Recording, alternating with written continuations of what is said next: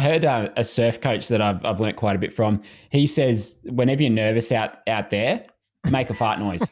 And his clients are like, what are you talking about? He goes, make a fart noise. It's impossible to be tense if you're making a fart noise.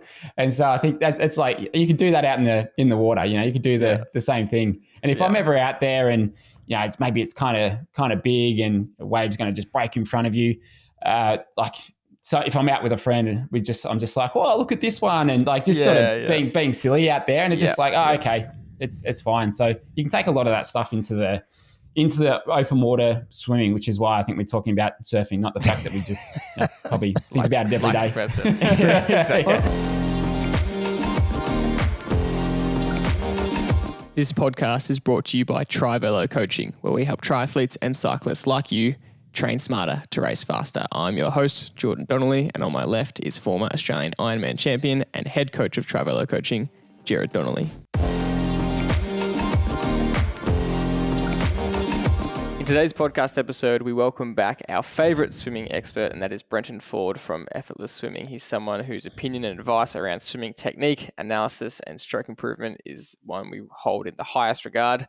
We always love having him on. I think this is the third or fourth episode he's been on with us, and he always provides such great insight. That's because he has just such a wealth of experience coaching so many athletes individually with their stroke improvement, with their technique, to basically help athletes swim faster. And swimming is one of those frustrating sports where the harder you try, you don't necessarily swim faster. And so that's why this technique side of things is so important. Dad, as always, we love these chats with Brenton. We love having him on. We love his thoughts on swimming and the answers he gives.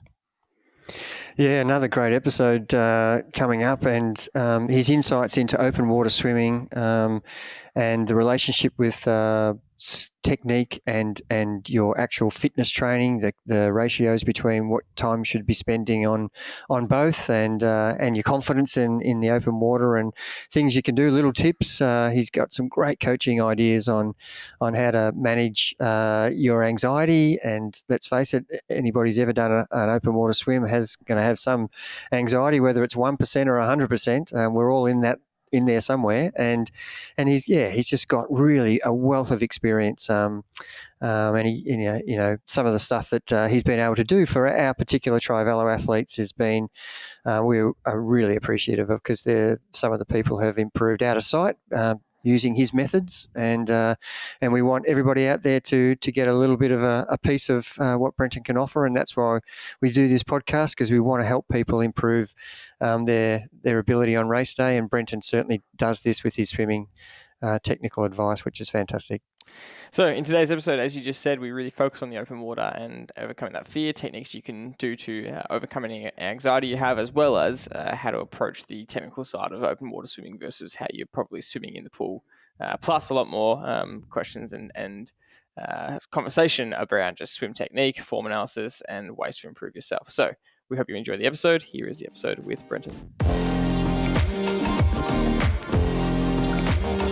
All right, Brenton, welcome back for the third or maybe fourth time to the podcast. It's great to have you back on.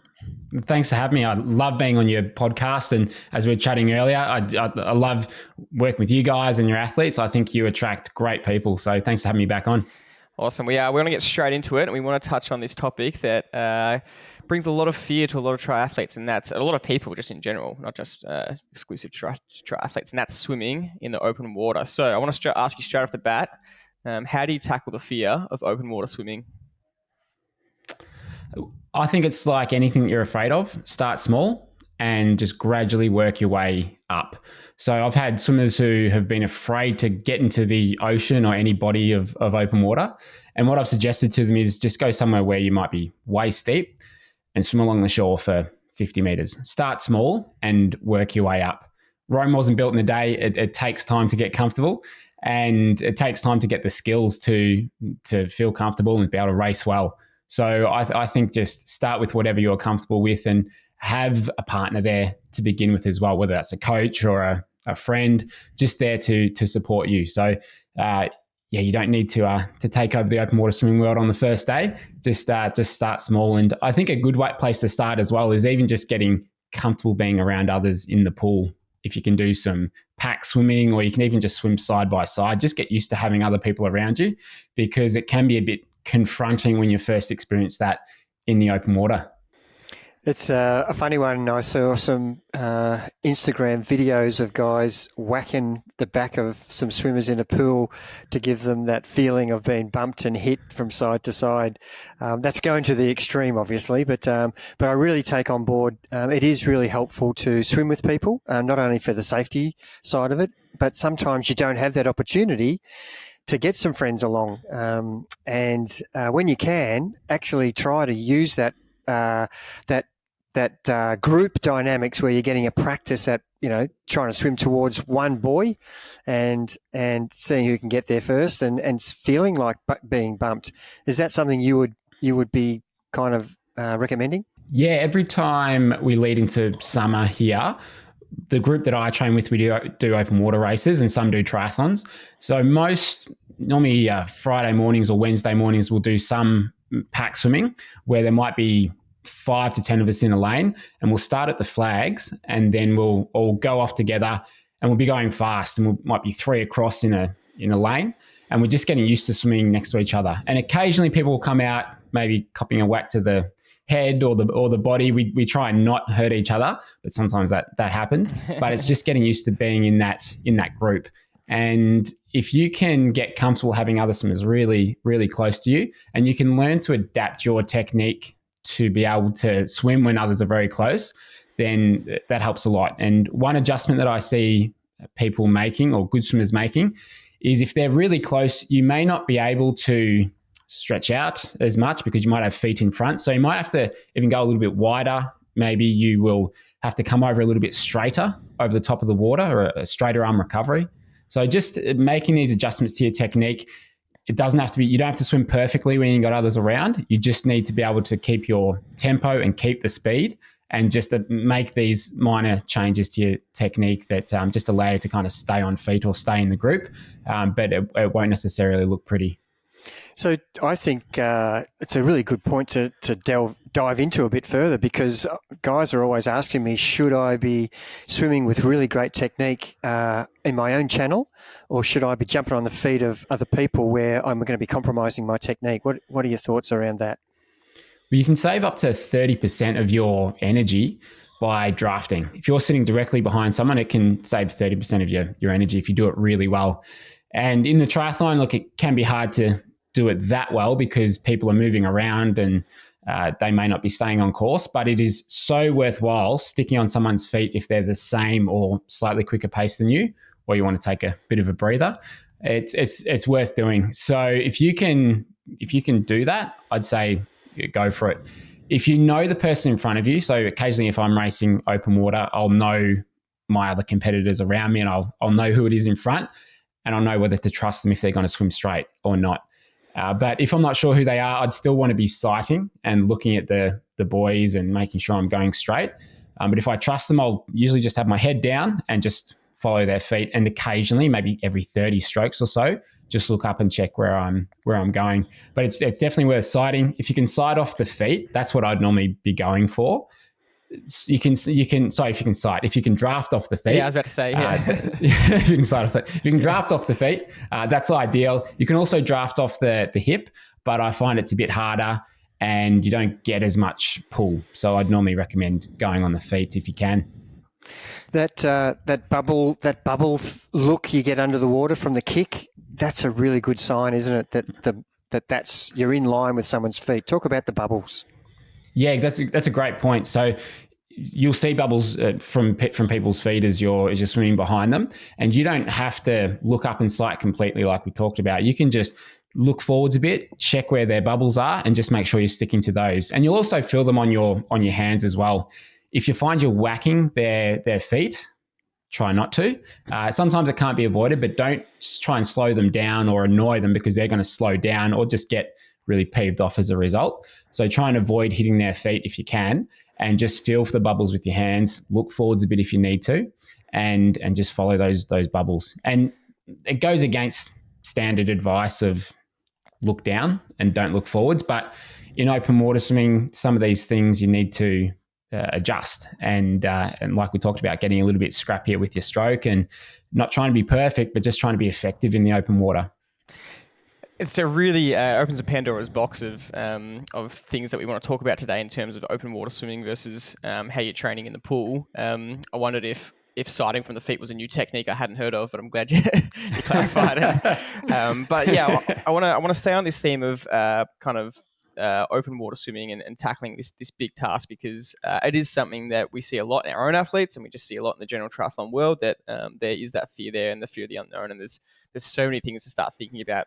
Exactly what you started saying, which is, your form might change. You might have to be scrappier. There's all these things that are different to how you normally train in the water. But just as an overall kind of mindset around the open water, you come from a swimming and surfing background, so you're very comfortable out there. I love taking it back to that almost basic principle that you started with, of just go as small as necessary for you to start. So if that means swimming in knee deep or waist deep water to start with, and that's all you can do for 50 meters to be comfortable, that's a great starting point, and then just gradually build from there. But what else do you think you could do to kind of understand the mindset around the open water, and just not seeing it as this big, vast, scary kind of ocean that can be really intimidating? Yeah, one of the things that I've had a few athletes feel when they go to the open water is they look at it and go, if I'm 50 meters out to sea or in a lake, there's nothing, I can't touch the bottom. And so that means I could be in trouble. I could sink straight down to the bottom. No one's going to find me, and that's going to be the end of me. And it's a somewhat rational fear if you don't have that experience, but you can float. You will float out there. And so I think just getting comfortable being out there and knowing that, look, worst case scenario, especially if you've got a wetsuit on, you can just sort of lie on your back and look up, and you might do a bit of a kick and a bit of a scull, but you'll be okay out there. So I think the fear a lot of people have is they'll be out there and they're just going to struggle and sink. So I've had a few swimmers, I said, in your race, and these are quite new to open water swimming, I said, in your race, if you panic or you're not feeling comfortable, you can just roll over, go on your back, get your breath, and then just keep going. And a few of them have done that, and it's only taken them 1 or 2 races to be able to move on and go, okay, I'm actually fine. But sometimes you just need that safety net, especially in your first race or two. So I think that's one fear that people have, but you will float out there, especially with a wetsuit.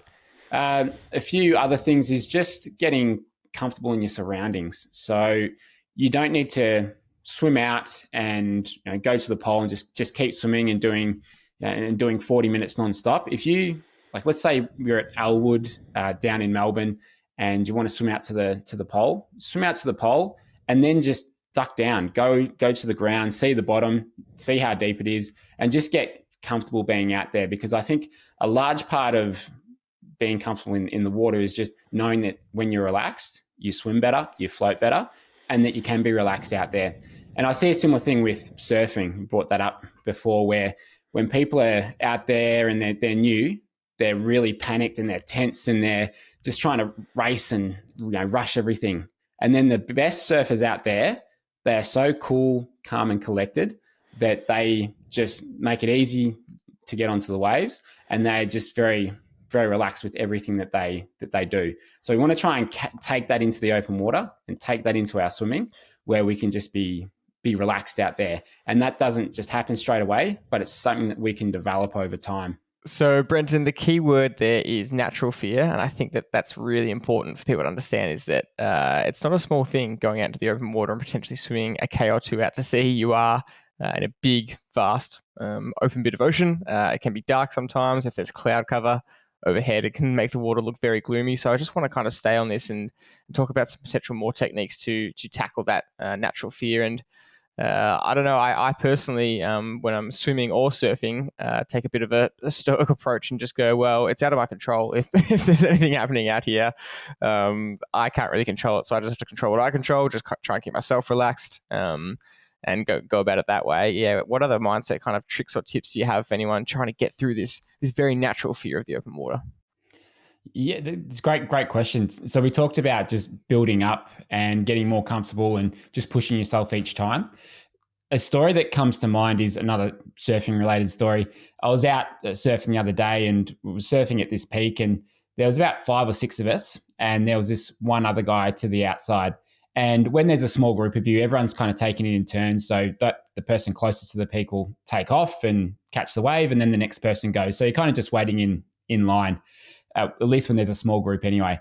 And there was this one surfer who was a little bit more timid, a bit more scared, and probably not confident enough to sit with the group and just work his way along the line. And he was missing out on all the waves because it was only breaking in this one spot.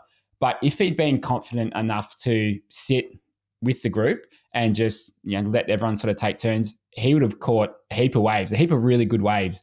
And I think, and the reason I tell that story is because I see a similar thing happen in the open water in triathlon, where people are a bit too reserved, a little bit too timid, and so they just swim to the outside and they miss the feet, they miss the pack and the group.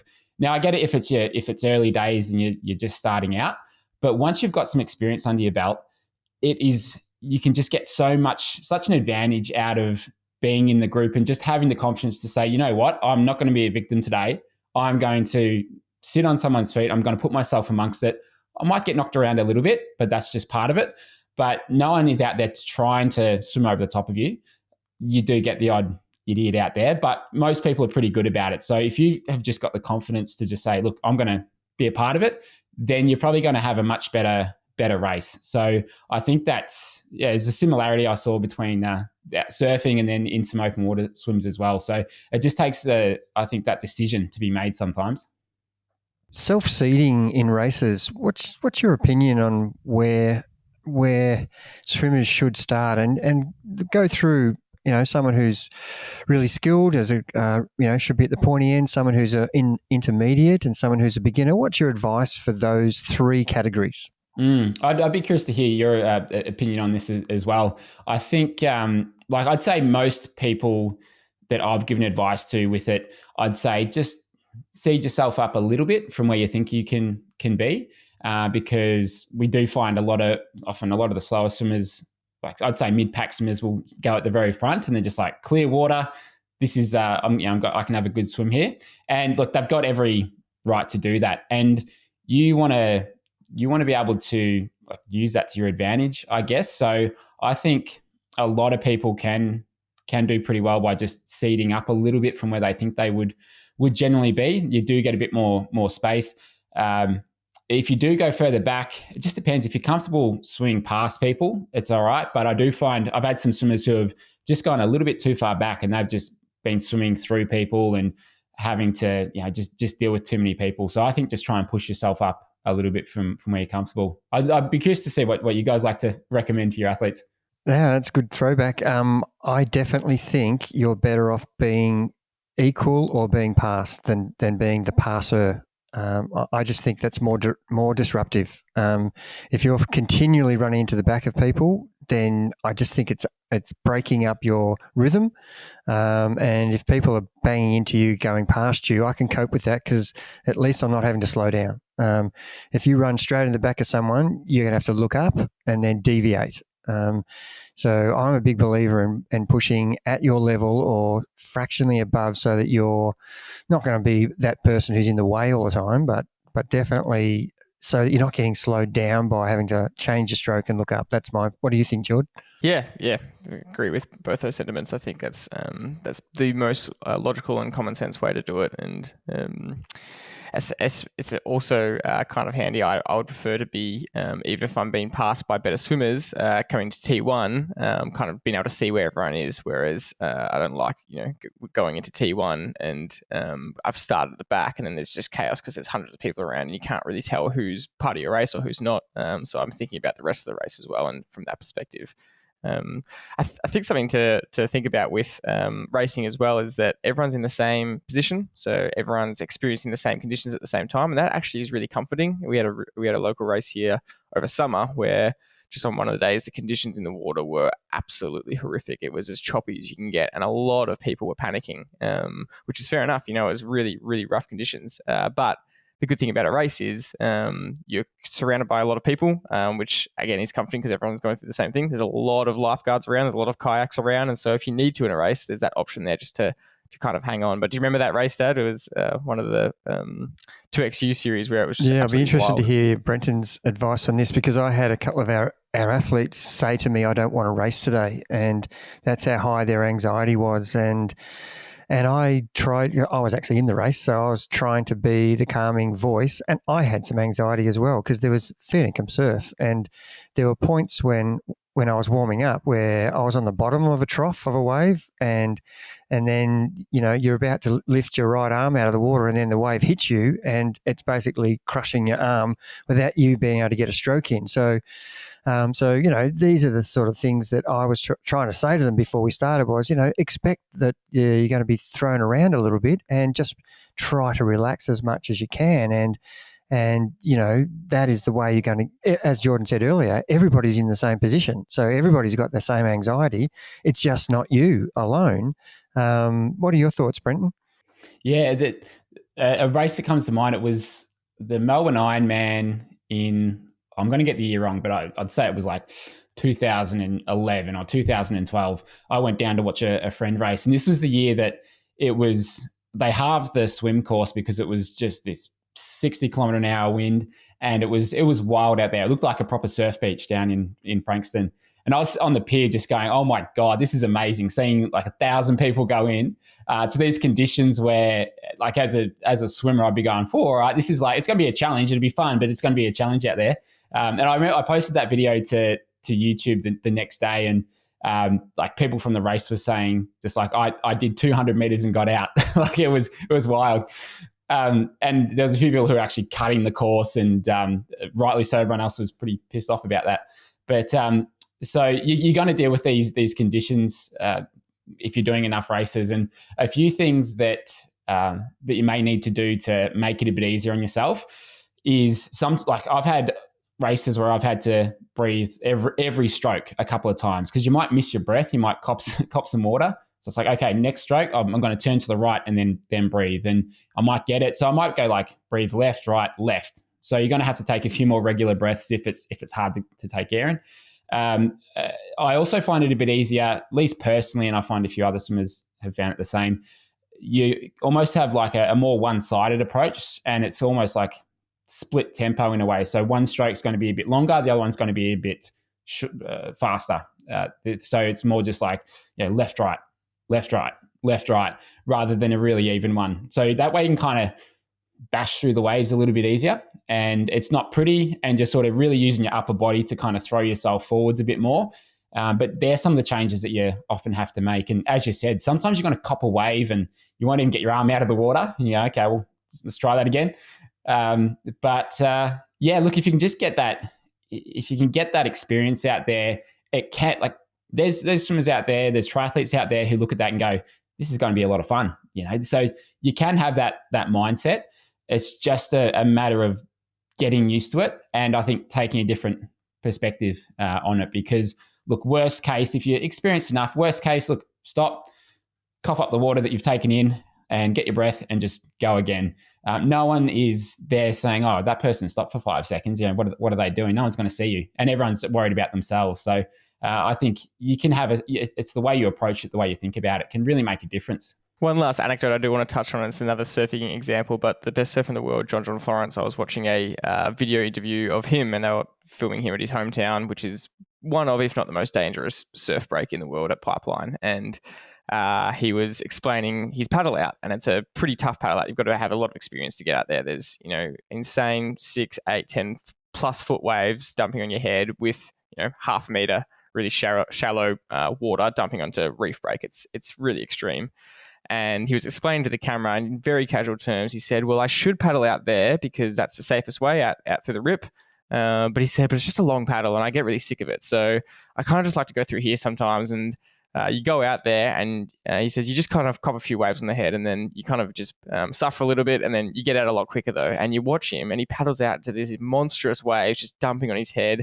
And it's one of those ones where he's getting dumped and he's under for a while and he's coming up and sucking up for breath. Then he goes another one and he does that for 5 minutes and he gets out the back and he's so relaxed about it. And he's just kind of, his attitude is, yeah, it hurts for a bit. I'm in a bad position and I get dumped on the head. I'm out of breath, but I get out there 20 minutes quicker than the long paddle out I'm supposed to do. And that really shifted my attitude about the ocean, because it's like, if you can just relax and know that, oh, I'm getting absolutely dumped here and I'm getting pounded and it's not good, but I will get up and I will get some air. And granted, he's had a lot of experience. He grew up in these waves, but I think a lot of us can take that, because most of the time we're surfing, in worst case scenario, some choppy water. We're not out at a really dangerous wave like Pipeline. So that anecdote really helps me a lot when you're panicking a little bit. You go, well, if John Florence can kind of get pounded on the head like that and choose to take that option, then I should be okay.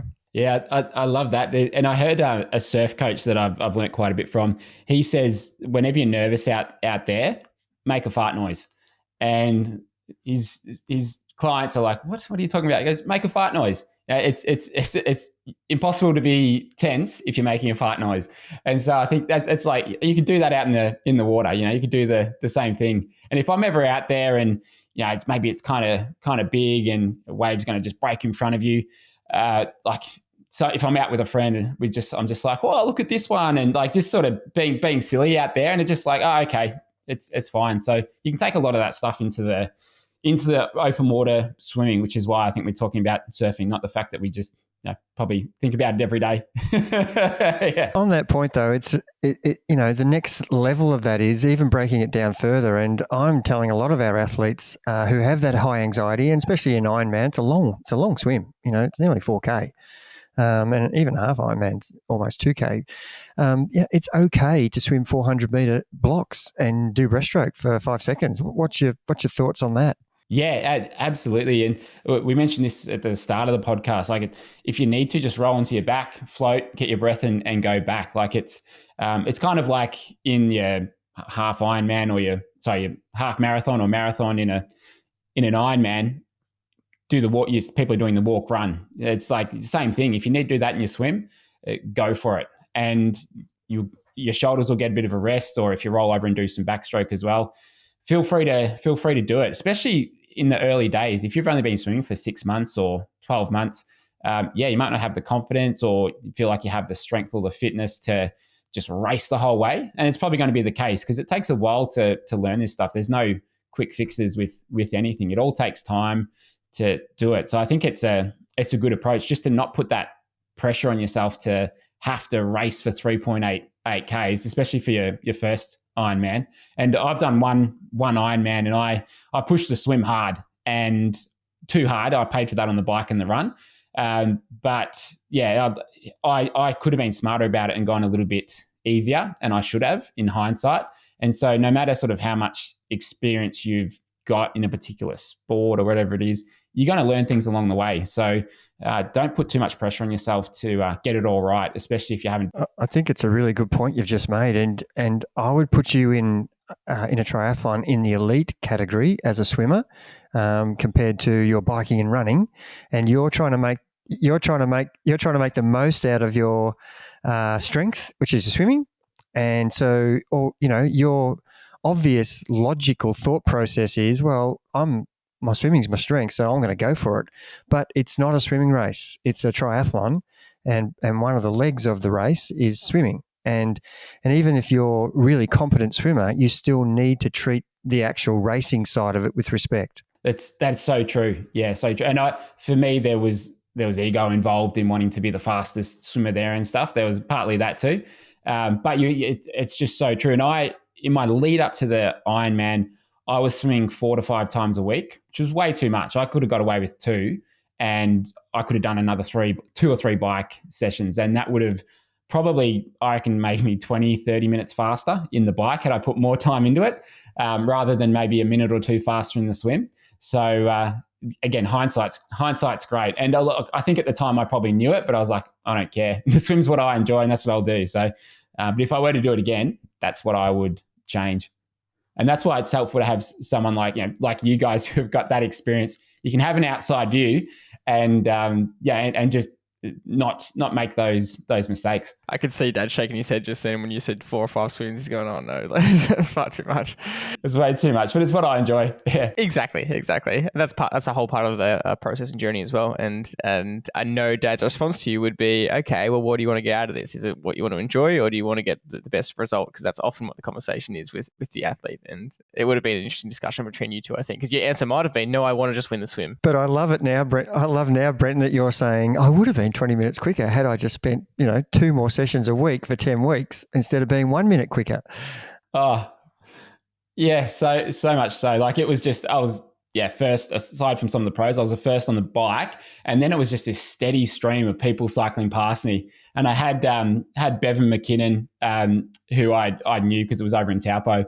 And he made some comment as he was coming like up towards me. And I was like, who is that? And it was Bevan, who was the first one there. And I was like, oh man, this is going to be a long ride. So, good times. yeah, for sure. That's a good segue into kind of moving from the mindset of open water to the technique and the skill set of open water, because you mentioned again at the start of the podcast that open water swimming can be scrappy and it might not be pretty. It's definitely not as smooth sailing as you'll get in the pool. So what kind of technique differences can we expect and try and train for when we're thinking about the open water in terms of sighting, in terms of form? What are the key differences we need to be aware of? Yeah, good question. If where you're swimming in the open water, if it's like a lake and it's really still, your technique's pretty much the same. It doesn't really have to change compared to the pool. But if you do get some chop, so some of the things that I try and do, and I try and get my athletes to do, I think the recovery tends to change a bit. When you get a wetsuit on, there's some restriction through the shoulders. So we want to come over sometimes a bit higher, maybe a little bit wider, and sometimes a bit faster over the top. So it's a bit more of a carefree recovery and getting the hand, just get it in the water. Because if you're trying to come close to the body and have this really nice high elbow recovery with this perfect entry, look, you're wasting time and you're going to get thrown around. So just get that hand and arm, just get it over.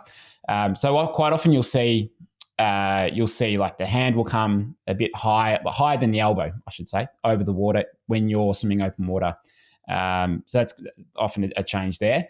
And sometimes you're going to have to start the catch a little bit sooner as well. So rather than gliding out the front, having these long strokes, sometimes you're going to have to just pretty quickly get into that catch just to keep that propulsion going and not have any dead spots in the stroke, because otherwise you'll just, again, be thrown around by the waves and the chop. Your kick will sometimes change too. So depending on conditions, again, you got a wetsuit on, your kick often isn't doing too much. I like to kick. I have a fairly continuous kick, but if I do have a wetsuit on and I'm swimming at 70 to sort of 80%, the kick's not doing much at all. But when I pick it up, it does come up a little bit more. And then like you're obviously going to sit higher with the wetsuit as well. So that way you can kind of get your stroke rate up a bit more. You don't have to worry as much about head position either. You've got that for you. And then we just really want to get used to those skills. So those open water skills of sighting, of drafting, and just being in a pack. And so sometimes your recovery needs to be a little bit straighter so you're not whacking people. And we talked about some of these things at the start as well. But just getting those skills down, and you can do that in the pool for the most part if you don't have access to open water, which I know a lot of athletes don't until race day. So I think it's like the fifth stroke in a way, those sort of open water skills and that change in stroke. And when I did my first open water race as a 13-year-old, I was against a friend of mine. So we're in this team triathlon. We both did the swim. And my friend, I was faster than him in the pool. I beat him in every race. And he got me by like 3 minutes in this open water swim over like a 1.5 K. And I was almost insulted. I'm like, what is this thing about? I don't like open water swimming. It's he shouldn't be beating me.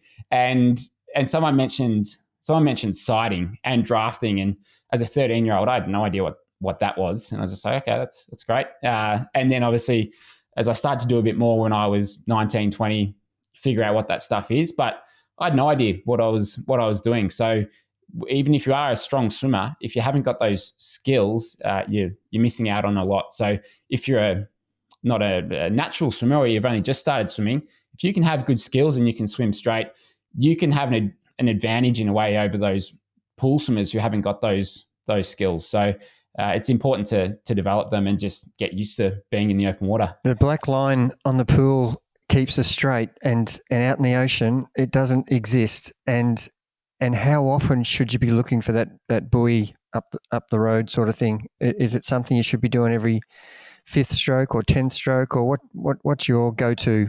Yeah, I think I'd normally change depending on the how choppy it is, basically, and if I think I'm keeping a good course. If it's quite choppy and it's hard to tell, I'll be every 5 to 7 to 9 strokes, like pretty regularly.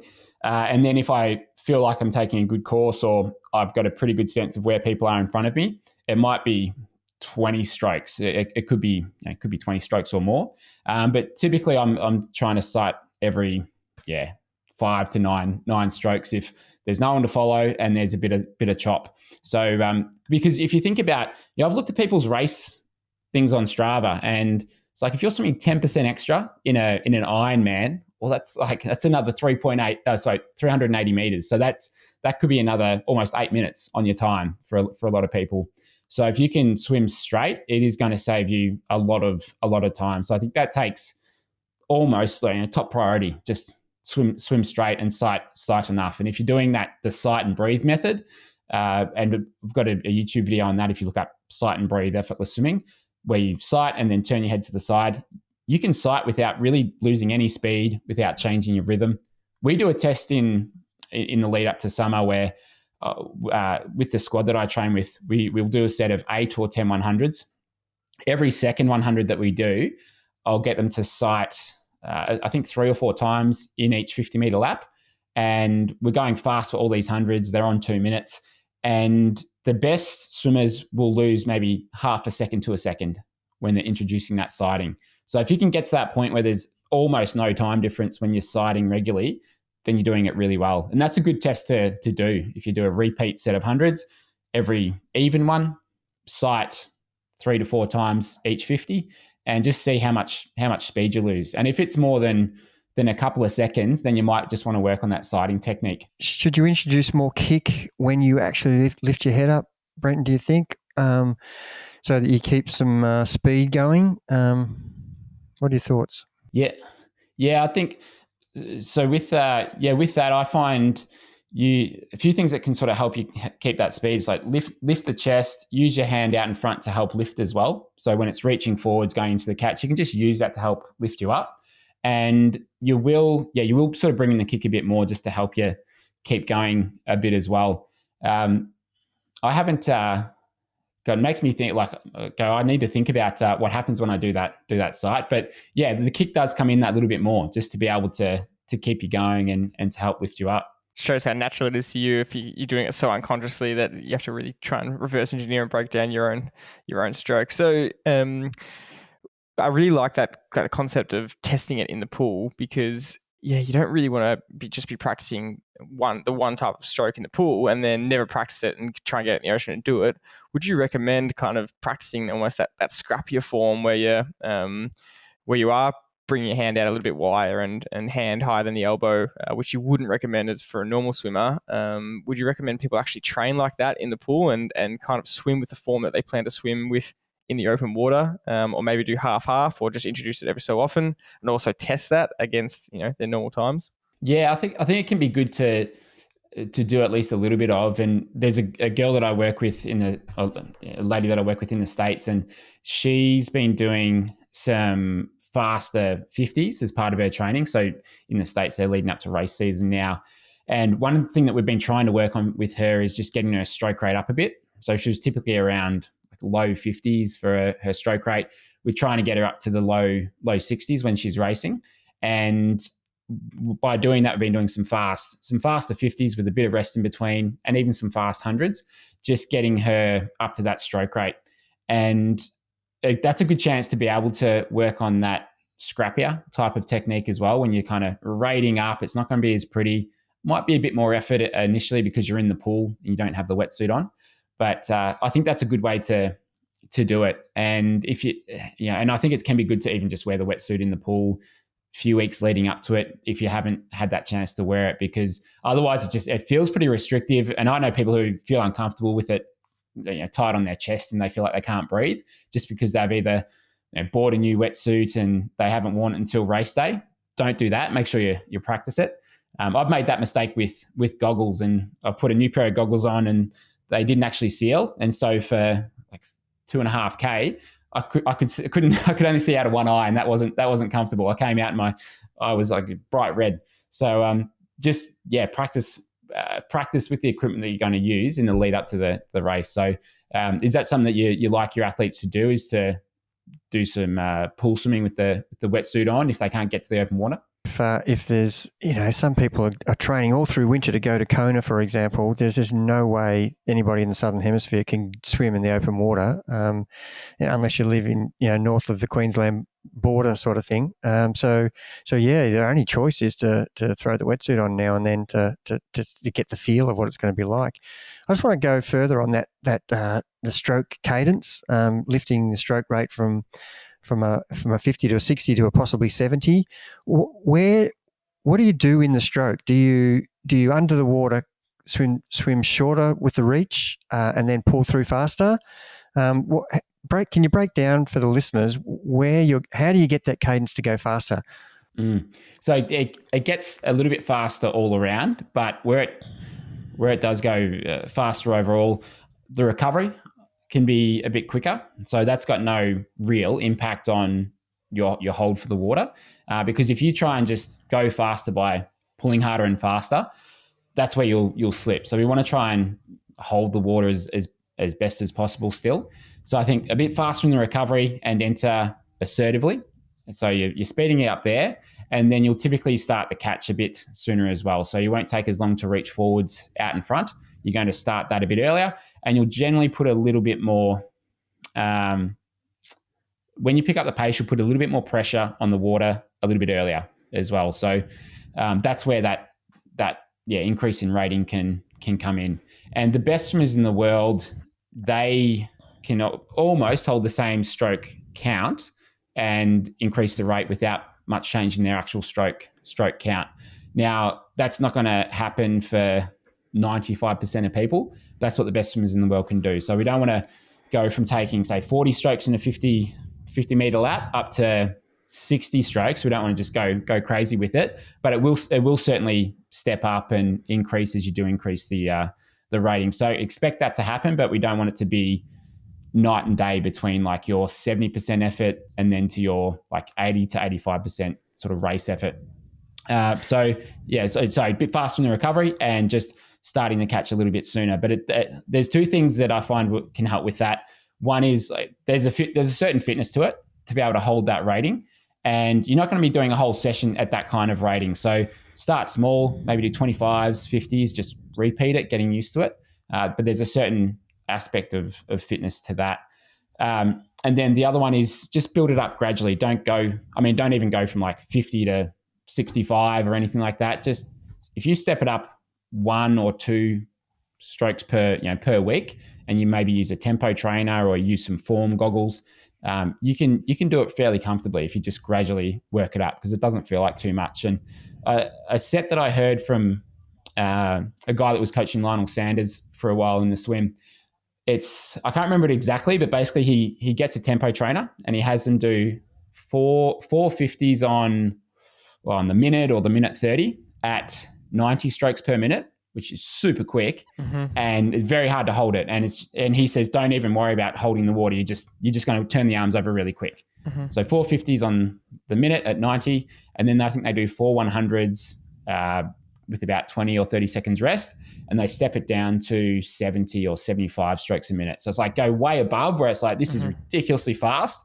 And then when you go down to 70 or 75, it's like, it's not too bad. I can actually hold that. So I think kind of going way above and below, it's a good thing in many aspects of the stroke as well. It's just that exaggeration, because then it just doesn't makes that 70 feel pretty comfortable. That's a great example. Do you have any specific open water drills that people could think about to actually try in the pool? So if you're with a group, we've talked about doing some pack swimming if you can. So try and go 3 across or 2 across, and get nice and cozy with each other. Get on each other's feet. Just get comfortable with the group, and you'll learn a lot about yourself and what you're thinking when that happens, because that can be a bit unnerving for people, but get comfortable being close to others. We talked about the sighting as well, which is pretty easy to practice there. If not many races are like a dead start, like out in the water, so it's not really something you have to practice too often. But if I think to like Ironman Taupo, that was an in-water start, so just practicing staying stationary. So you're horizontal in the water, you're sculling, your feet are kicking lightly, but you're staying still, and then starting from there. So if your race is going to be like that, it can be good just to practice that a little bit as well. They're probably the main ones that we'd look to practice.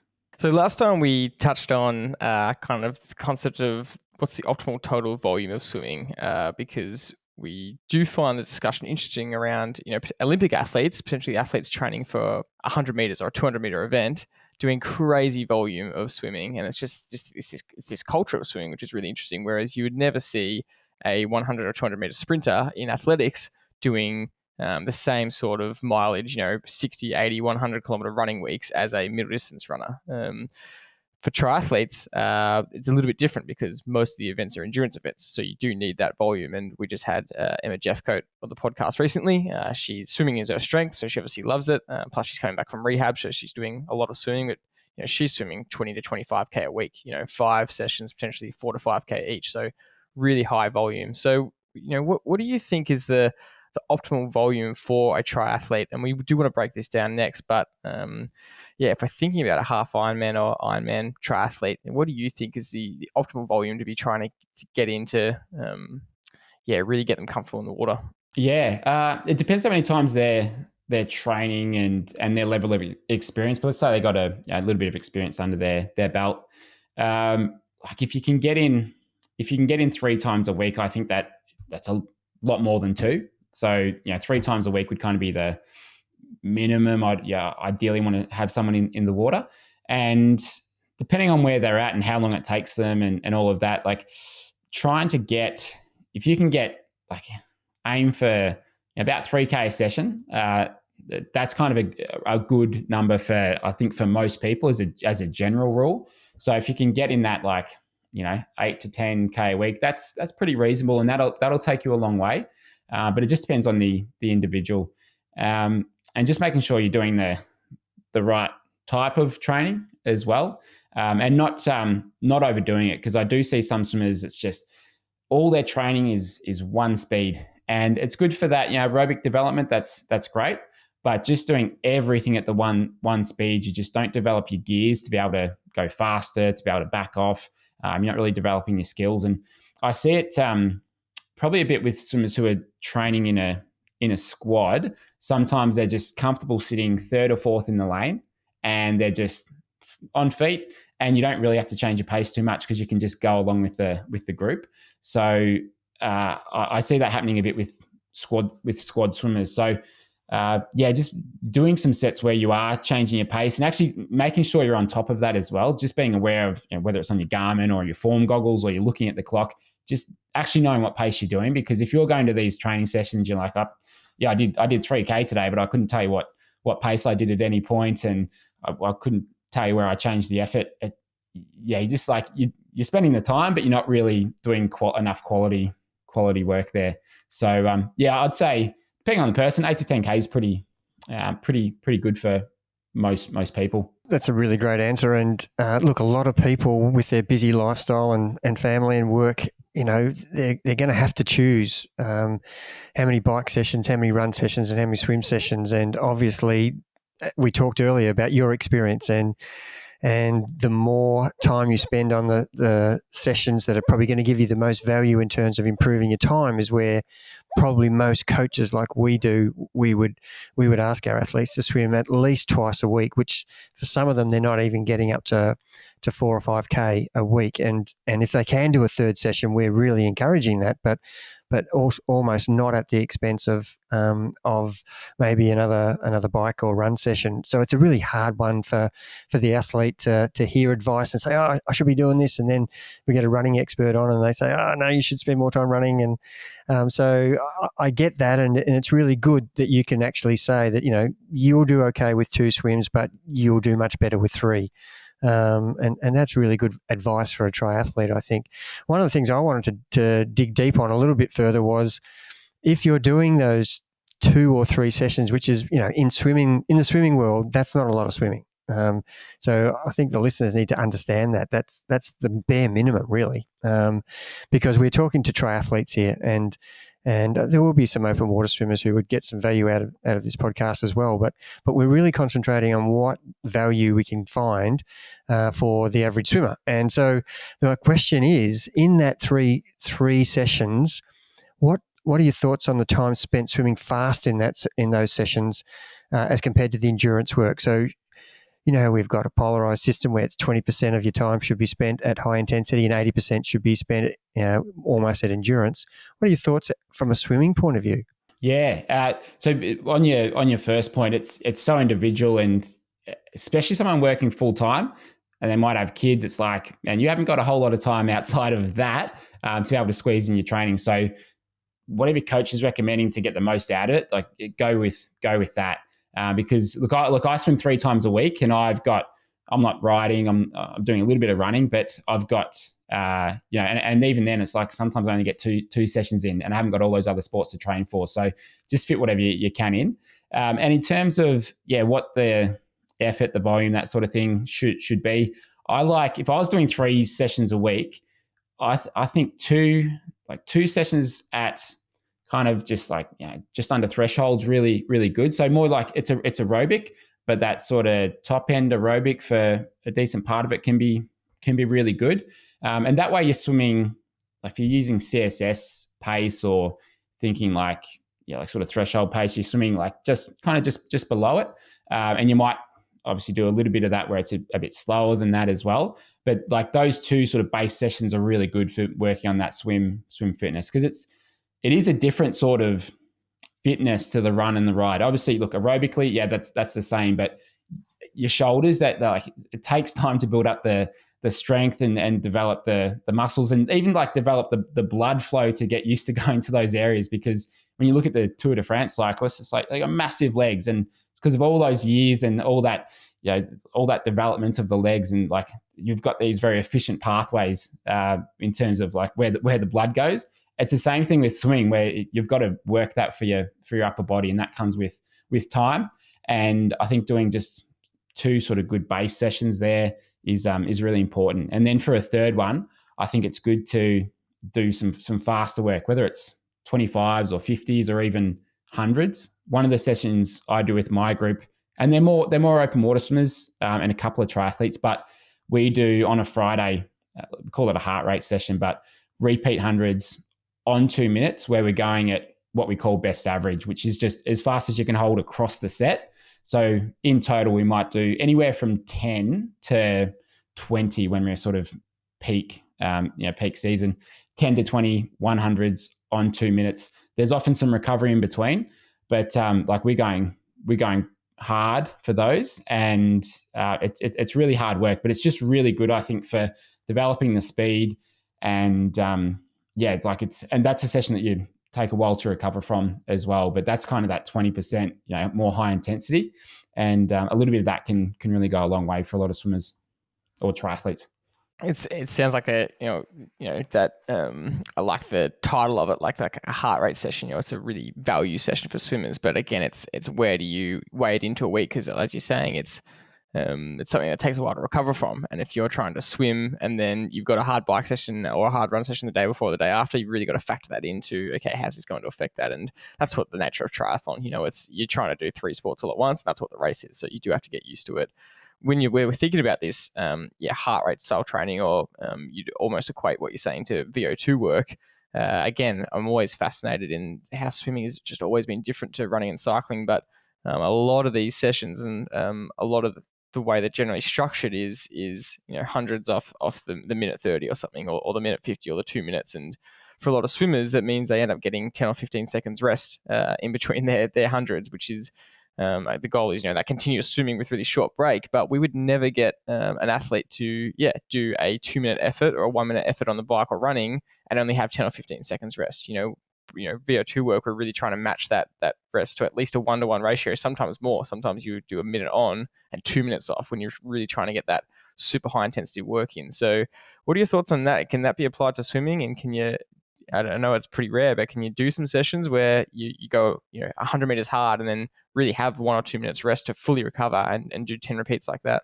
Yeah, a lot of the competitive swimmers will do stuff like that, especially the sprinters, like the 50, the 100 meter swimmers, even the 200 meter swimmers will do that.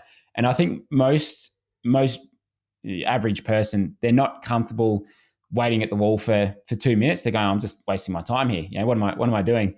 And I know the feeling. I want to go to the pool and have a really good workout and get the distance in. But there's a lot of value to those sorts of sessions where you are going almost as hard as you can and then just taking the rest. And I know a lot of competitive swimmers at the elite end, they'll do, whether it's like 50s or 100s, but like a max effort 50, and they might do 10 of those on like 3 minutes or 4 minutes. Like you're only getting 500 meters done in half an hour, but after 5 or 6 of those, you'll find that your feeling's really heavy and it's a good workout. So that stuff can, I think, work really well, because if you get there's not many people who actually give themselves enough rest to be able to go full tilt for a couple of 50s or even 25s. Like we're not taking enough rest, but that sort of top end speed, when you're swimming that fast, you kind of get the feel for what your body needs to do and what you need to do to be efficient in the water, because anything that's slowing you down, that's going to be multiplied. You're going to really feel it when you're going at that top end speed. So I think it helps you just learn what you need to do with your body to be able to be efficient in the water. And then, that sort of stuff as well. It can be actually good for your aerobic development as well, those sorts of sessions. So I think it's good to, especially for people, just to try, see how you respond to it. And only have to do 500 meters in half an hour, and you can still have a good workout rather than maybe 1.5 or 2K. So take it as a win. I was just going to say on that type of training, with the intensity, as a runner and a bike rider and a swimmer, we're trying to get the best value across the whole sport of triathlon. So our philosophy is that we try to get as much high intensity on the bike because it's less impacting. When we try to get our runners to run really hard, short, high intensity efforts, the risk factor is massive for injury. And I'm actually really trying to get a lot of our swimmers to do a lot of VO2 swimming in their training because I want their cardiovascular system to be put under pressure. And probably not from a swimming point of view, but from a training point of view, the body doesn't care whether it's doing a hard, high intensity session, whether you're breathing hard because you're swimming hard or because you've run up a flight of stairs or because you're on the bike.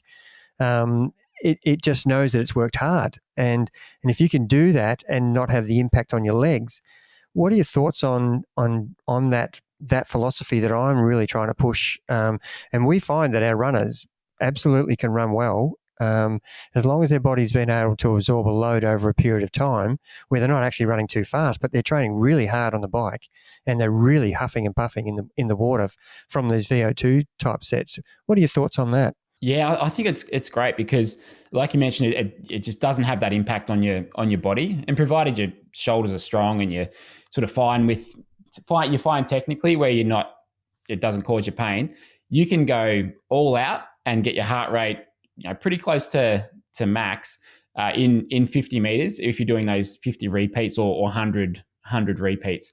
It's something that you can just do forever. So I think it's a great approach. And I look back at the squad that I've been sort of swimming with and setting some sessions over the last couple of years, and we've started to do that a little bit on the Friday, and then Wednesdays we do sprints, often with a reasonable amount of rest in between.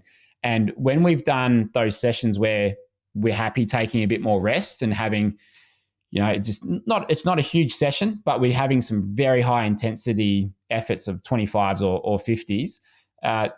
Like the whole squad just swum really well when it comes to racing. So I think it's a really good thing to do, but it just takes a different mindset, I think, and just knowing, like, having the athlete trust you know what you're doing, and trust that they're still going to get a benefit from it, even though they're resting at the wall for maybe as long as they are swimming. So it's about that education. And is that something that you found with it's that education process, just getting them comfortable not swimming for half an hour straight? I would say, yeah, it's almost like a game of convincing where you and rightly so, an athlete needs to believe that what they're doing is the best thing for them, but it's really trying to convince an athlete of why they should be doing what they're doing and where the benefit is. And that's where, for us, a lot of what we're pushing is this swim stroke kind of analysis, especially with you, and really spending time on that and not being afraid to spend time on that, even though it might be taking away from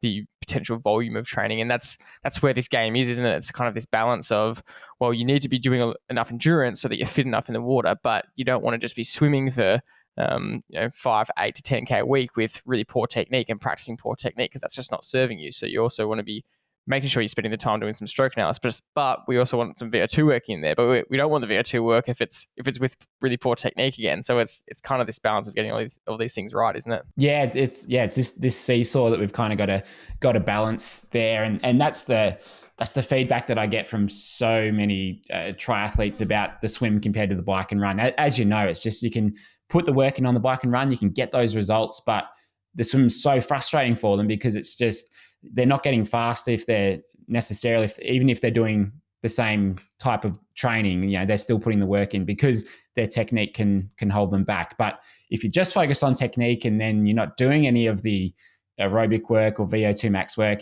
you're going to be limited with that as well. So you need both of them.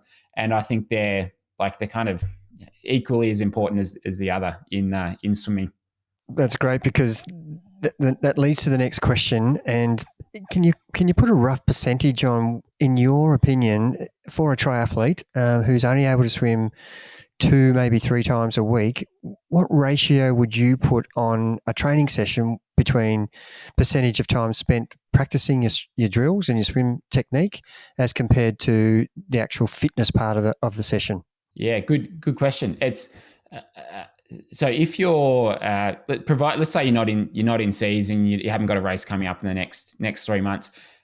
For some triathletes, I've recommended, let's say they've just finished their season, they're ready to just keep fit over off season.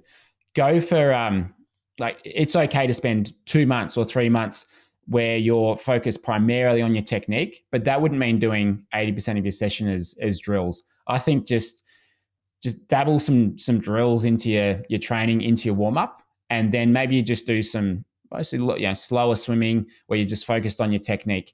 But when it comes to getting closer to the season, I'm a big proponent, and I say this all the time when I'm running clinics, is just do 200 to 400 meters of some drills or drill swim work in your warm up, and just touch on those things that you need to work on, and use some specific drills, and then just keep those things top of mind when you're swimming.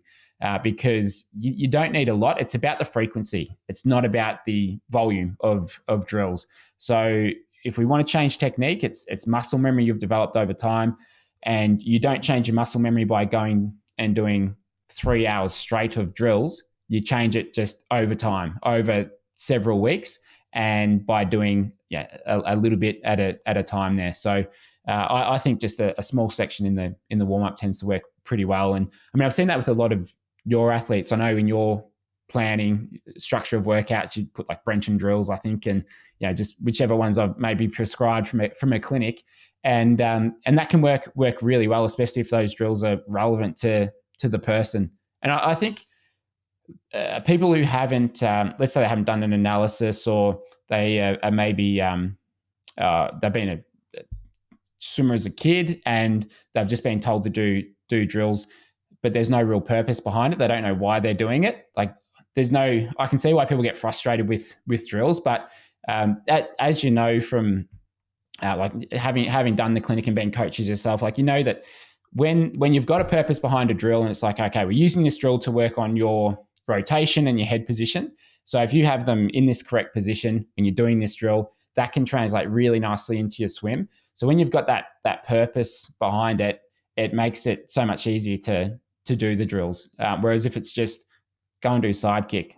What for? And they don't know what they're working on. It's like, well, it's not going to help with anything. So I think there needs to be a lot of education around the purpose of drills and why they're doing it, to get that buy-in and get that belief that it's actually going to make a difference. It's such a brilliant answer, and I think that's why we love your work so much. And if anyone hasn't checked out Brenton's work, this is a great time to plug him and say that, yeah, that's what makes your drills and your videos online so good, is that you give those reasons behind it. It gives triathletes a real purpose as to why they should improve. I'm going to start to wrap it up here, and I do want to kind of finish on a bit of a tough question to answer. And we've kind of asked you this before, but can you take us through potentially 3 of the most common swim stroke improvements in terms of what people could work on? And everyone's different, and everyone needs to work on different things. But just generally, what are the 3 most common things someone could just work on straight away and start monitoring themselves to get improvement? Yeah, good question. I think back to the clinics I ran yesterday, and it's pretty common among all the clinics that I've run. There's some really common things that tend to come up, and as common as this is, it's like head position and how you hold your body. So many people think they've got the right head position, but they don't. And it's that proprioception where we think we're doing the right thing, but when you actually look at it on the camera doesn't lie. So most people tend to look too far forwards. So we need to make sure we're looking 0 to 45 degrees. So maybe 1 to 2 meters in front, and just make sure you're keeping your neck long, so you're not getting all these wrinkles in the back of your neck, and we don't want your chin to come too far forwards. So there's either that, or when people go to breathe, they tend to look forwards and then turn their head, and it puts them in this funny position when they're breathing. So that head position and breathing positions are a really common one. And when I think of developing the stroke, it's like building a house. You've got to start with the foundation, then you get the frame and the roof. And I haven't built a house before, but that's as far as I can get to. But with some, yeah. So you're not going to start with the roof, and it's the same in swimming. You start with the body and the head. You get that right. That's 80% of your body right there. So if you can just hold that correctly, then that's a great place to start. Second thing, with a lot of triathletes, I'd say rotation. Most triathletes are over rotating. They're really twisting their body. They're going to 90 degrees side to side. The alternative of that is people who are just swimming too flat, which is quite common as well. So just trying to dial in the rotation where you're going 30 to 40 degrees side to side. I like the thought of rocking side to side rather than rolling. And that way, you can get a lot of power from that rotation if you do it correctly. But if you go too far, and most people go too far when they take a breath, then you're going to probably splay your legs. You won't get much of a catch, and you're going to be pushing down on the water. So the right rotation is probably the second one. And then the third one, I'd say probably, just probably talking about the catch in the pool. We want to make the right shapes, and I know we talked about that a bit on the last one, but some things that often help there is in the catch. So the first movement where you finish reaching forwards out the front and you're moving your fingers down, use that as the setup phase. You don't need to power yourself forwards in the very beginning. So just in the catch, use that as a setup, and then you can accelerate through and put a bit more power into it. It's like if a car's just standing still and then they put the foot down, they're going to spin the wheels. And it's the same thing when you're swimming. If you go for broke straight away, you're going to slip and you're not going to have that traction. So just gradually build into it. And it's so much easier in terms of effort to be able to just gradually build into it. I had a swimmer yesterday at a clinic who was he was going from a 0 to a 10 straight away, and he was gassed out after 25 meters. And then when he went from a 3 to a 7 out of 10, his heart rate just came right down, and he was so much more relaxed. So you just don't need to force things too much in swimming. You've got to stay relaxed to go fast. And even the elite sprinters, like the 50-meter sprinters, listen to someone like Caleb Dressel, who in the last couple of years has been the best sprinter in the world. He just talks about staying as relaxed as you can. And he talks about watching videos of cheetahs when they're running, and he's looking at their paws and their arms and their body, and they're so relaxed as they do it. So he tries to bring that into his swimming to stay relaxed. So I think that's a really good way to think about it. It's absolutely a brilliant answer. Dad, is there any last question or topic you want to touch on before we finish? Swimming is one of those unique sports that is so relatable to the skill. And as you mentioned before, Brenton, where as a cyclist, you can train really hard and get the improvements regardless of technique. As a runner, if you run a lot, you can actually improve. As a swimmer, you can swim to your heart's content, and with poor technique, you'll stay the same. And that's one of the things that we've loved about working with you is enabling our athletes who are really struggling in the water. And I don't think there's anybody that I've ever coached who's absolutely happy with their swim technique. And so we're always striving to get the best swim technique we can. And that's the beauty of what you're doing. And I don't hide away from the fact that I really want to promote your business to everybody in the world, because it's the one thing that will help you become a better swimmer. And we've done your clinics, and we send all our athletes to your clinics all over Australia, all over the world. And the things that we know that you do well is you videotape our athletes, you point out 3 things that they can work on, and you give them a video analysis of what the things they're doing wrong. They can see that clearly. As you said before, there's a purpose behind it then. And you give them the appropriate swim drill to do. Because most swimmers will go, they know they've got a bad technique, they don't know what's wrong with it, and they don't know what drills to do. And this is almost like the complete answer. And for those of you out there who are listening to this podcast and are unsure about where to go next, this is where you should be. And as you will explain to us, you can do this just by sending a video to your business, and you don't have to go to a clinic. You can actually do it online. Just run us through that process. Yeah, thanks, Jared. I appreciate that a lot, and it's I love working with your athletes. They come open-minded and just willing to take on what I'm talking about at the clinic. So I appreciate the kind words and for the athletes that you send to the clinics and for the online video analysis. And so yeah, the 2 sort of ways you can. I guess I can work with people is we've got our clinics around Australia in most of the capital cities, and then I've got the online stroke analysis as well. So if you've got the ability to take your own footage, if you have a GoPro, that's great. You can get underwater footage, or even if it's just with a phone. Some phones are waterproof, but I don't trust some of them to go underwater. But if you can get that footage from the front and side views, then I can see pretty well what's going on in the stroke. And I've had some of your athletes send videos through online, either through the Skillist app that we use, and then I'll have a look at that video. I'll analyze it and just break it down and take people through what's going on, what they're doing well, and then more importantly, what would be 2 to 3 things that's actually going to move the needle with their speed and their efficiency. And I'll give them particular drills to do to work on each of those things. And more often than not, I'll ask them to spend 2, 3, 4 weeks on one thing, and then move on to the next thing, because I don't know about you, but I can't think about 3 things at once. One's hard enough. So just take it step by step. And that's how I work with a lot of people. And when I first started coaching, because I started coaching online a long time ago, probably, I don't know, 10 years. No, I'd say maybe 8 years ago, I was doing online analysis, and I thought, I don't know if this is going to work, because surely it can only be done face to face and in person, but there's actually a benefit to doing it online, because I'll provide the analysis. I'll say, this is what I want you to do. And then there's no pressure of a coach looking over them or anything like that. They can just do it in their own time. They're relaxed, and it's like, all right, I'm gonna try this. And then often they'll send another video, and it actually works really well. I was quite surprised by that when I first started doing it, because I was just kind of rolling the dice, but it can work really well, just like remote coaching. It's I think everyone's used to it now, and you can get even better results in many cases with it. It's so much more flexible to people's lifestyles as well. You don't have to turn up to a certain squad session. That's a big limiter with squad training, is that, well, if you can't make that session, you can't join in. Whereas, people can, and especially we look at Training Peaks as an example. You can actually analyze the session better online than you can in person, because it's such a waste of time for the coach and athlete for the coach to stand next to you watching a session. When you can just look at all the data and post the session and get way more out of it. So that's a great way to finish. Thanks again for coming on. We always love these episodes with you. And I did want to ask, for the people not in Australia, you are doing some clinics around the world. Is that correct? Yeah, doing camps overseas. So we've got our Maldives camps in September, which I think we've had a spot open up, but they're sort of fully booked. But I intend to run those going forwards, because they're unreal.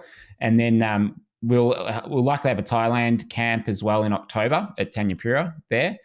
So I haven't released that yet, but that should be coming up. And then perhaps even a Galapagos trip in May next year. So all chances to do underwater filming and analysis. But if you're overseas, this Thailand camp in October, we haven't opened it up yet, so that I think we'll have 15 to 20 athletes there, and I'll be there doing heaps of underwater filming and analysis. So if you can get to that, I'd love to have you there, because it's we've run those camps for a couple of years, and you can get so much out of it. Just that 2 sessions a day, heaps of feedback, and it's just nice being in the warmth as I sit here in the cold Melbourne winter. So follow Brenton on all Effortless Swimming social media channels, whether it's Instagram or YouTube, and I think sign up to your mail list. That's where you'd probably announce it as well, right?